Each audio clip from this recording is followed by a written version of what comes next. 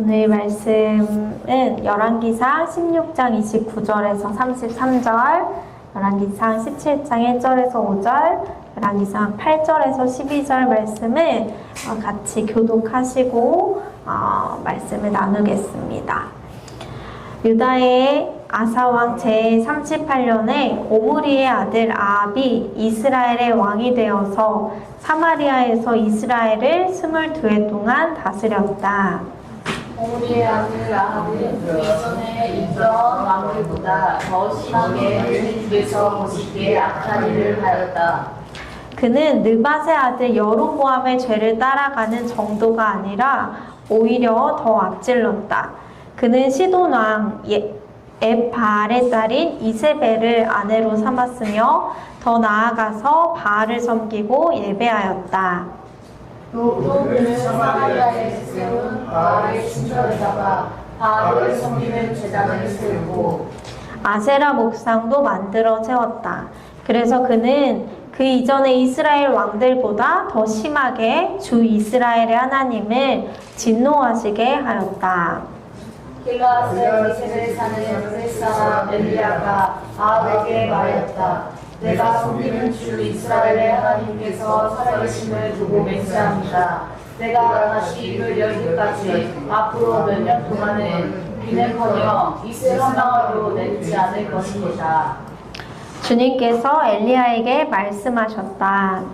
이곳을 떠나서 동쪽으로 가거라. 그리고 거기 요단강 동쪽에 있는 그리 시냇가에 숨어서 지내며 그 시냇물을 마셔라. 내가 까마귀에게 명하여서 내게 먹을 것을 날라다 주게 하겠다. 엘리야는 주님의 말씀대로 가서 그대로 하였다. 그는 곧 가서 요단강 앞에 있는 그리 시냇가에 머물렀다. 주님께서 엘리야에게 말씀하셨다. 이제 너는 시돈에 있는 산가로 가서 거기에서 지내도록 하여라. 내가 그곳에 있는 한 아합에게 명하여서 내게 먹을 것을 주도록 일러주었다. 엘리야는 곧 일어나서 사르밧으로 갔다. 그가 성문 안으로 들어설 때에 마침 한 과부가 땔감을 줍고 있었다. 엘리야가 그 여인을 불러 말하였다. 마실 물을 한 그릇만 좀 써다 주십시오. 그 여인이 물을 가지러 가려고 하니 엘리야가 다시 여인을 불러서 말하였다. 먹을 것도 조금 가져다 주시면 좋겠습니다. 다 같이 합독할까요? 그 여인이 말하였다. 어른께서 섬기시는 주 하나님께서 살아계심을 두고 맹세합니다. 저에게는 빵 한 조각도 없습니다. 다만 뒤주에 밀가루가 한 줌 정도, 그리고 병에 기름이 몇 방울 남아있을 뿐입니다. 이것을 가지고 가서 저와 제 아들이 죽기 전에 마지막으로 남아있는 것을 모두 먹으려고 합니다. 아멘. 오늘 말씀은 영적 가뭄을 해결할 수 있는 분이라는 제목으로 함께 열왕기상 말씀을 나눠보도록 하겠습니다. 여러분 지난주에 우리가 솔로몬 말씀에서 솔로몬 이야기가 나왔죠. 솔로몬이 죽은 이후에 솔로몬의 우상 숭배로 인해서 하나님께서 이스라엘을 어떻게 나누신다 그랬어요? 둘로 나누신다고 하셨어요. 그래서 북이스라엘과 남유다로 이렇게 나뉘었습니다. 솔로몬의 아들이 르호보암이었나요? 여로보암이었나요? 르호보암. 네, 그 대호 목사님이 여보시오 한 게 굉장히 도움이 많이 됐어요. 맨날 헷갈렸었는데, 네, 그것 때문에 저도 기억을 하게 되었습니다. 솔로몬의 아들 르호보암에게 유다 지파 한 지파를 허락하셨고 나머지 11지파는 솔로몬의 부하 여로보암이 다스리게 되었습니다. 하나님께서 말씀하신 대로 이스라엘은 분열됐고 이것은 하나님이 다윗과 솔로몬을 돌보셨음에도 불구하고 하나님 말씀에 순종하지 못한 그들의 죄의 결과였습니다. 이스라엘이 이렇게 두 왕국으로 분열되었는데 남유다와 북이스라엘을 통치한 왕들을 잠시 한번 살펴보도록 하겠습니다. 이 남유다의 왕들은요 총 20명의 왕들이 있었습니다. 네, 20명들의 왕들이 제의했는데 이 중에서 단 8명의 왕들만 열왕기상 역대상하를 통해서 선한 왕으로 평가를 받습니다. 이 색깔을 보면 빨간색도 있고 파란색도 있죠. 빨간색으로 쳐져 있고 파란색으로 이렇게 색이 되어 있는 이 8명의 왕들만 선한 왕이었다라고 평가를 받은 왕들이에요. 네, 솔로몬은 이제 빼야겠죠, 여러분. 르호보암부터 시작해서요. 왜 빨간색과 파란색의 차이가 있냐면 이제 빨간색은 조금 더 충성되게 말씀을 지킨 왕들이고요. 파란색은 지켰으나 그 뒤가 완전하지 못했다. 물론 뭐 아사나 여호사밧 이 왕들도 뒤에 여지를 남겨뒀어요. 불순종한 것도 있었어요. 그런데 이 요아스, 아마사, 우시야, 요담은 처음에는 말씀을 지켰지만 마지막에는 더 하나님의 말씀을 못 지켰다 해서 색깔의 차이가 좀 이렇게 있습니다. 간단히 살펴보면요. 아사는 남유다 최초의 종교개혁자입니다.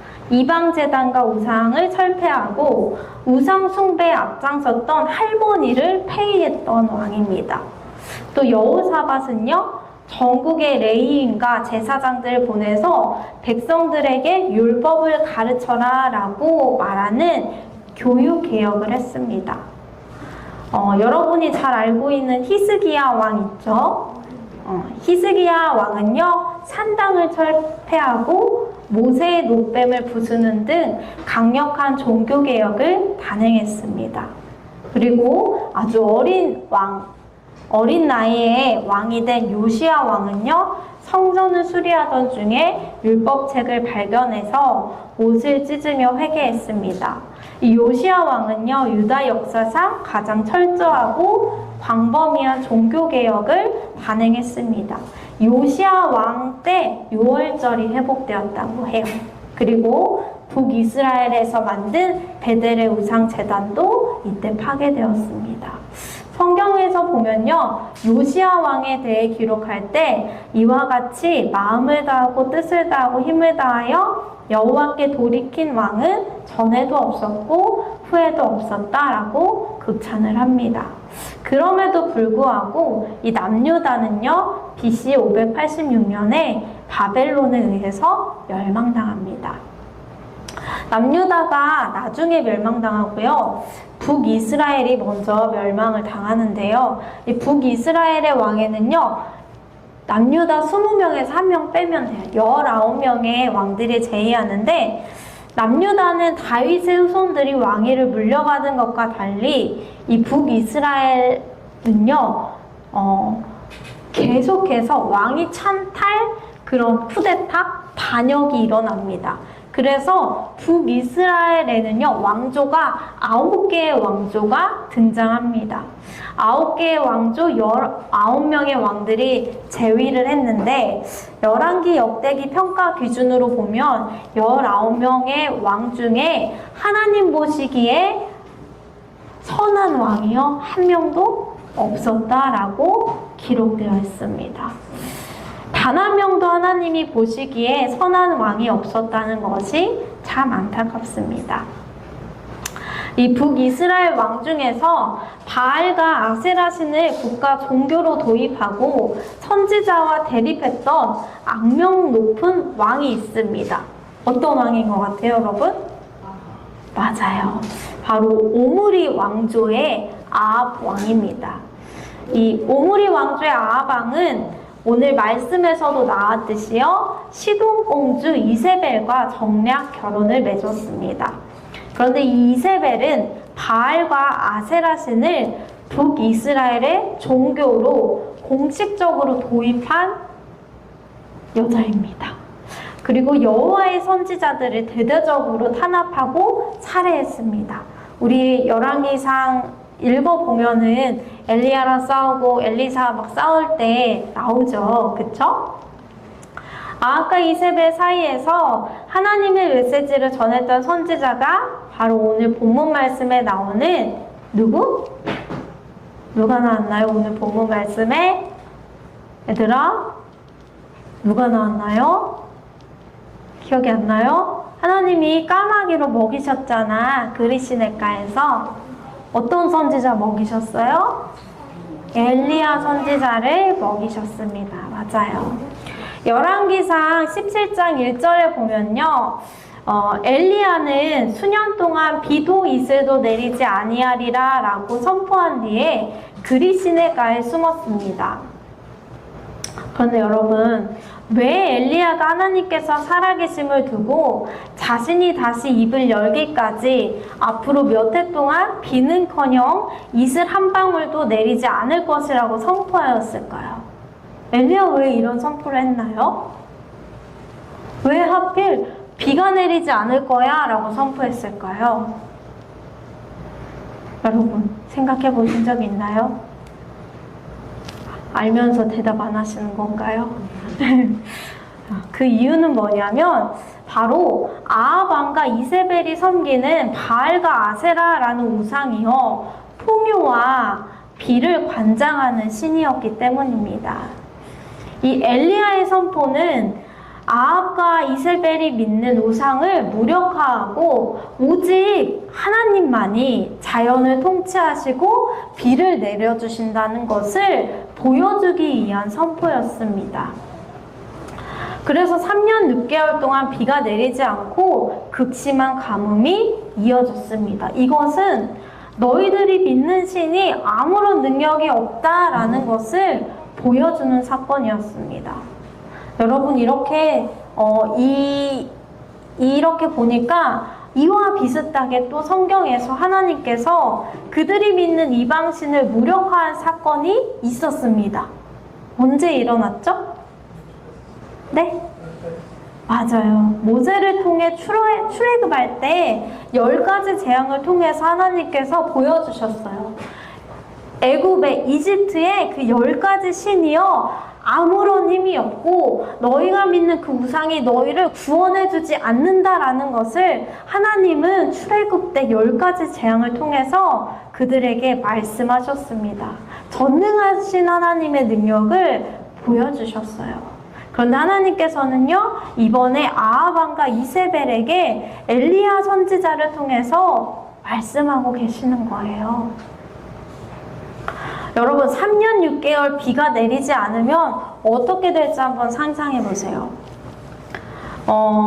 며칠 좀 선선했지만 불과 우리나라도 일주일 전만 해도 어땠어요 날씨가? 엄청 더웠죠. 이중 열돔 현상에 한반도가 모두 40도, 양산은 42도 찍었나요?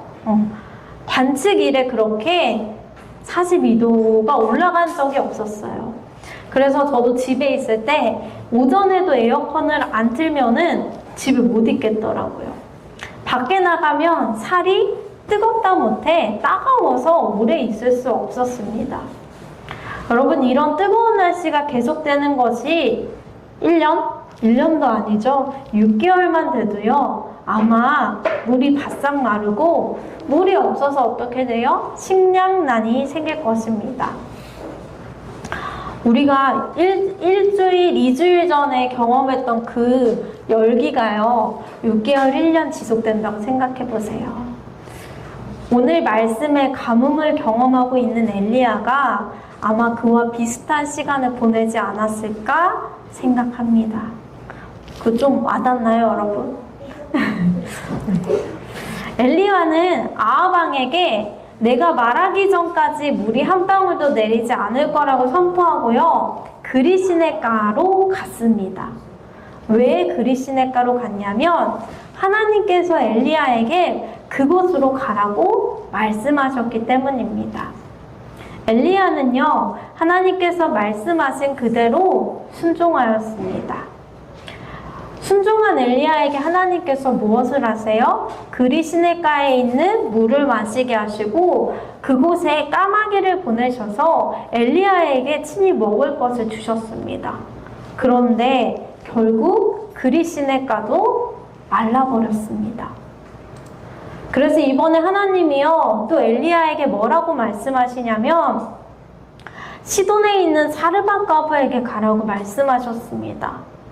근데 엘리야가요, 이번에도 하나님의 말씀을 듣고 일어나서 사르밧으로 갑니다. 여기서 우리는 엘리야의 태도를 잘 살펴봐야 합니다. 말씀을 보면요, 엘리야가 하나님의 말씀을 듣습니다. 맨 처음에 하나님 말씀하실 때 엘리야가 들어요. 듣고 나서 엘리야의 태도는 뭐냐면 순종합니다. 엘리야는 늘 하나님의 말씀을 듣고 하나님의 말씀에 순종하는 태도를 보입니다. 극심한 가뭄 그리고 두려움 가운데서 엘리야는 하나님을 의지하고요, 하나님의 말씀에 순종합니다. 이것이 엘리야를 통해서 우리가 배워야 할 태도입니다. 하나님이 엘리야에게 두 번째로 가라고 한 곳이요, 시돈입니다. 여러분 잘 아시죠? 시돈이라고 계속 얘기하고 있죠? 근데 이 시돈이 어디냐면 북이스라엘에서 가장 악랄했던 우상숭배의 끝을 보여줬던 아합 왕의 아내 이세벨의 고향이 바로 시돈이에요. 지금 피해가지고 그리시네가로 왔는데 물도 다 떨어지고 이제 어떡하나 싶은데 하나님이 어디로 가라고 하냐면 이세벨의 고향 시돈으로 가라고 하는 거예요.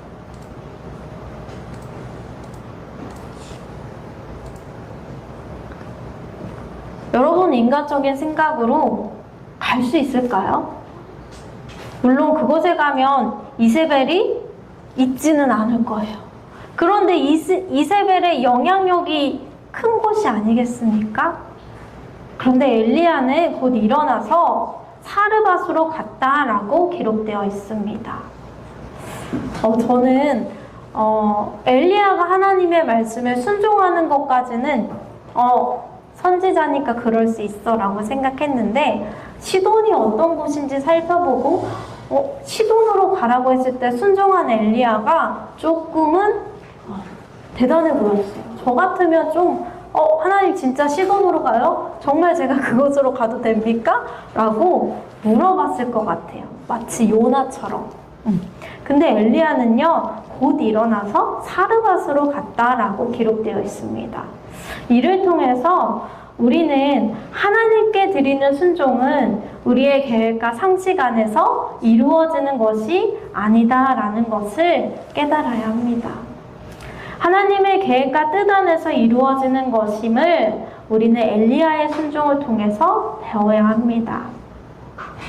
엘리야가 시돈의 사르밧 과부에게 향하는 것은 하나님을 온전히 신뢰하지 않으면 갈 수 없는 목적지라고 저는 생각이 되었어요. 그런데 엘리야는 하나님을 신뢰했고, 그래서 시돈에 있는 사르밧 과부에게 갈 수 있었구나라는 생각이 들었습니다. 우리가 아무리 힘든 상황 가운데 처해 있어도 우리가 들어야 할 음성이 무엇인가? 우리가 순종해야 할 말씀이 무엇인가를 우리는 늘 기억해야 합니다. 왜냐하면 하나님은 우리의 생각과 계획을 뛰어넘어서 하나님의 뜻을 우리 가운데 선하게 이루시는 분이시기 때문입니다. 우리는 늘 이것을 믿고 붙들며 살아가야 합니다. 이 지도를 보면요, 엘리야가 향했던 시돈 지역은 해안가에 있습니다. 오늘날로 치면 레바논 남부 지중해 연안에 위치한 포에니키아의 핵심 항구 도시라고 합니다. 그림 잘 안 보이시죠? 지금 그 당시 지중해 무역을 독점하다시피 하여 물질적으로 대단히 풍요롭고 문명이 발달한 도시였습니다. 그래서 풍요를 지배한다고 믿어진 바알과 풍요의 여신 아세라를 섬기는 바알 종교의 가장 강력한 진원지가 되었습니다. 이렇게 보니까 우리 삶에 풍요롭다고 해서 늘 좋은 것은 아닌 것 같아요. 왜냐하면 풍요로움이 오히려 하나님을 잊게 하고 하나님을 멀리하게 하는 그러한 도구가 되기도 하기 때문입니다.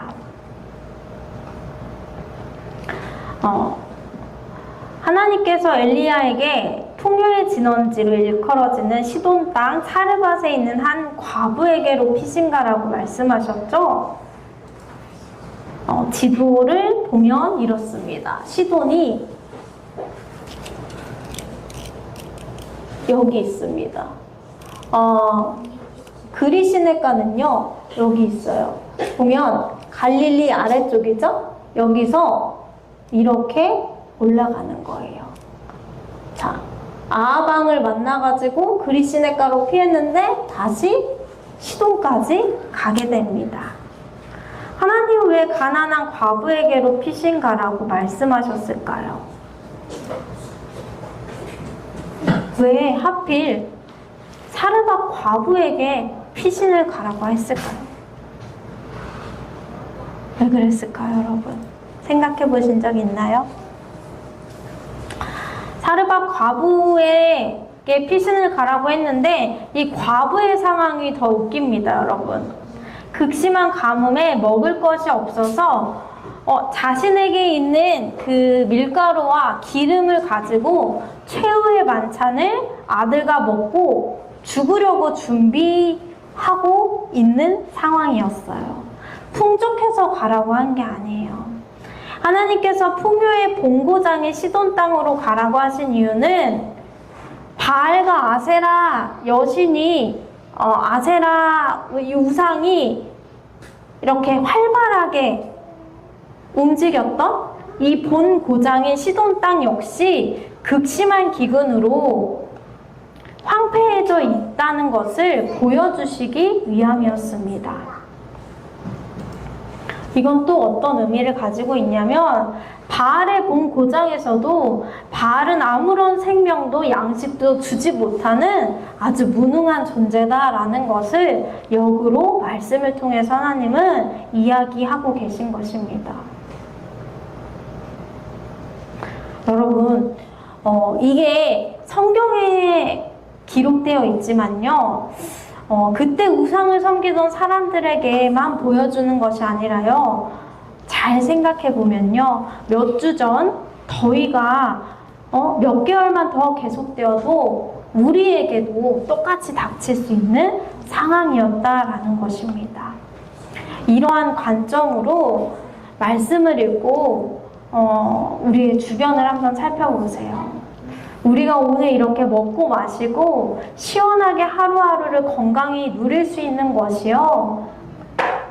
우리에게 비를 내려주시고 풍요를 허락하시고 평안을 허락해 주시는 하나님 때문임을 우리는 알 수 있습니다. 3년 6개월의 가뭄 가운데서 엘리야의 행적과 그의 살아있음을 살펴보면 하나님은 하나님의 말씀을 선포하고 하나님과 함께하는 이들에게 필요한 것을 공급해 주시는 것을 우리는 말씀을 통해 발견할 수 있습니다. 엘리야에게 그리 시내가로 가라고 해서 물을 주십니다. 그 물마저 떨어지니까 시돈에 있는 사르밧 과부에게 보내서 과부가 가진 작은 밀가루와 기름을 통해서 엘리야와 그 가정을 먹이시고 살리셨습니다. 또 먹는 것만 주시지 않고요. 과부의 아들이 죽자 이번에는 하나님께서 그 아들의 생명까지 살리셨습니다. 이를 통해 하나님은 사르밧 과부가 엘리야가 정말 하나님의 사람이라는 것을 깨닫고 하나님을 믿게 합니다. 우리는 이 말씀을 통해서 무엇을 보고 무엇을 깨달아야 할까요? 하나님을 온전히 따르고 믿는 자들에게는요, 육적인 가뭄, 그리고 영적인 가뭄을 이겨낼 수 있는 힘이 있다라는 것입니다. 그 힘이 어디로부터 오나요? 바로 우리와 함께 하시는 하나님으로부터 옵니다. 요즘 제가 이렇게 유튜브로 뉴스를 보면요, 정말 우리나라뿐만 아니라 전 세계가 비상이더라고요. 여러분도 보고 계시죠? 유럽은 폭염과 산불로 뜨겁고 황폐해지고 있습니다. 11월까지 불탄다. 스페인, 프랑스 쪽에 난 산불이요. 여의도 면적의 100 몇 배가 된다고 해요. 어마어마한 산림이 타고 있습니다. 그런데 폭염이에요. 또 며칠 전에는 콜롬비아에서 지진이 나서 정말 건물이 그냥 무너지더라고요. 수천 명이 죽거나 실종되고 있습니다.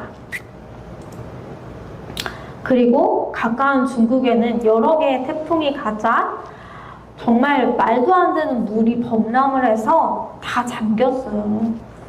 일본도 태풍의 피해로 몸살을 앓고 있습니다. 이것뿐만 아니라 정말 전 세계 곳곳이 이상기후로 난리가 났습니다. 그런데 이 육적인 그런 기상이변뿐만 아니라요, 영적인 가뭄 소식도 여기저기서 들립니다. 하나님이 만드신 성의 질서를 무너뜨리는 동성애를 합법화하는 뉴스, 교회를 억압하는 뉴스, 나라와 가정, 사회의 성경적 질서를 무너뜨리는 갖가지 소식이 들려옵니다. 우리나라는 표현의 자유, 종교의 자유를 억압하는 법들이 계속 세워지고 있습니다. 이 뉴스를 보면요, 우리는 물질적인 것뿐만 아니라 환경적인 것뿐만 아니라요, 정말로 영적인 가뭄 가운데 살고 있다라는 것이 느껴집니다. 나와는 상관없어. 이러한 소식에 나 지금 직접적인 영향을 받지 않고 있어 라고 생각해도요, 우리 또한 영적인 가뭄을 경험하고 살아갑니다. 교회에 갈 수 있지만, 예배 드릴 수 있지만요, 우리 마음 가운데 하나님을 온전히, 예수님을 온전히 마음에 두지 않고 살아간다면 그건 역시 영적인 가뭄이기 때문입니다. 하나님의 말씀을 가까이 하는 것보다 바쁨이 우리의 삶을 채우고, 내가 좋아하는 것, 나의 만족을 주는 것들이 우리의 삶을 채웁니다. 하나님의 음성을 듣고 순종하기보다 너무나 가볍게 하나님의 음성을 무시하며 살아가는 때가 많습니다. 지금 이 세대는요, 엘리야 시대처럼 아하방과 이세벨이 대놓고 우리를 핍박하지 않습니다. 아합과 이세벨이 섬겼던 풍요의 신이, 또 기타 다른 신들이 다른 모습으로 아주 교묘하게 우리의 삶을 지배하고 영향력을 미치고 있음을 우리는 깨달아야 합니다. 이 영향력 가운데서 자유하려면 우리 어떻게 해야 되나요? 우리도 역시 엘리야처럼 하나님의 말씀을 듣고 순종하며 살아가기로 예수님과 연합해야 합니다. 육적인 영적인 가뭄 가운데서 엘리야가 붙잡았던 것은 다른 것이 아니라 바로 하나님 한 분이셨습니다. 이것은 엘리야뿐만 아니라 지금 이 시대를 살아가는 우리 또한 붙들어야 할 분이 하나님 한 분뿐이라는 것을 알려줍니다. 하나님께서는 시돈의 사르밧 과부를 통해서 하나님을 믿고 의지하면 이스라엘 백성이 아닌 이방인 가운데서도 하나님의 구원을 베풀겠다라고 보여주셨습니다. 선택받은 민족이어서 하나님 앞에 우상숭배에 교만했고 우상숭배했던 이스라엘을 향해서 하나님은 엘리야를 시돈의 사르밧 과부에게 보냄으로써 영적인 경고를 하고 계신 거예요. 너희가 선택받았다고 구원받는 것이 아니다. 하나님을 믿고 나를 의지하고 나에게 나아오는 자를 내가 구원할 것이다 라고 하나님 말씀하십니다. 너희가 나를 떠나면 너희 또한 이렇게 된다라는 것을 오늘 말씀을 통해서 보여주십니다. 그리고 하나님께서는 늘 우리에게 뭐라고 말씀하시냐면 나의 안에 거하라 라고 이야기하십니다. 우리는 오늘 말씀을 통해서 하나님이 어떤 분이신지 명확하게 바라볼 줄 알아야 합니다. 하나님은 우리의 죄를 미워하십니다. 그리고 우리의 죄를 심판하십니다. 하나님이 사랑의 하나님이라고 해서 우리의 죄를요 그냥 넘어가지 않으십니다. 우리가 잘못할 때 하나님 그것을 심판하세요. 그러나 그 심판에서 끝나는 것이 아니라 우리를 죄에서 구원하십니다. 우리를 죄에서 구원하시기 위해서 하나님은 심판하시고 우리에게 벌을 주시고 하십니다. 이스라엘을 심판하시고 이스라엘을 벌 주셨던 이유가 뭐예요? 나에게 돌아오게 하기 위함이었습니다. 하나님의 심판의 목적은 늘 구원입니다. 우리를 사랑하시기 때문에 우리를 그냥 내버려 두지 않으십니다. 우리를 긍휼히 여기시며 우리가 하나님 앞에 회개하고 돌아오기를 원하시는 분이 하나님이시라는 것을 우리는 늘 잊지 않아야 합니다. 그리고 우리가 해야 될 것은 무엇이냐면 어떠한 상황 가운데서도 우리가 하나님을 신뢰하고 하나님의 음성을 듣고 순종하며 그분 안에 거하시기를 원하십니다. 엘리야처럼 하나님을 의지하며 살아가기를 바라시는 것입니다. 우리의 영적 가뭄은 어떻게 해결될 수 있습니까? 우리의 영적 가뭄은 우리 스스로 노력한다고 되는 것이 절대 아닙니다.